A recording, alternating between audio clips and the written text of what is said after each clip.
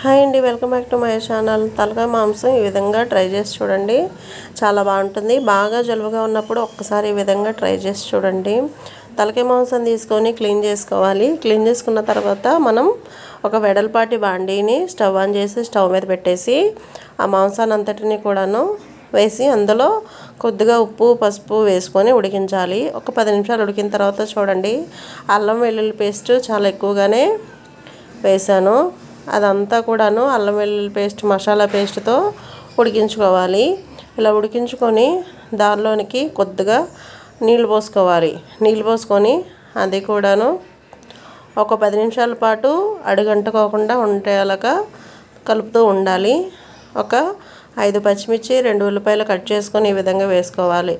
ఇదిగోండి, మిరియాల పొడి ఒక ½ టీ స్పూన్ వేసుకుంటే మాంసం అనేది మెత్తగా ఉడుకుతుంది. మిరియాల పొడి వేసుకుంటే తర్వాత దీనిలోనికి రుచికి సరిపడినంత కారము, కావలసినంత ఆయిల్ వేసుకొని ఒక పావు గంట సేపు ఈ అల్లం వెల్లుల్లి పేస్ట్ ఉప్పు కారం మాంసం అంతా పట్టేంత వరకు కూడా ఉడికించుకొని ఈ మాంసం అంతా మునిగేంత వరకు కూడాను నీళ్ళు పోసుకోవాలి.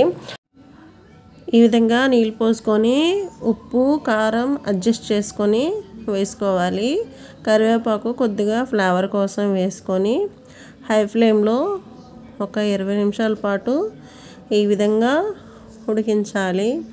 ఎక్కువగా ఉడికితేనే తలకాయ మాంసం అనేది బాగుంటుంది. చూడండి, 20 నిమిషాల తర్వాత మూత తీసి మళ్ళీ ఒకసారి ఈ విధంగా కలుపుకున్న తర్వాత దానిలోనికి కొద్దిగా ధనియాల పొడి వేసుకున్నాను.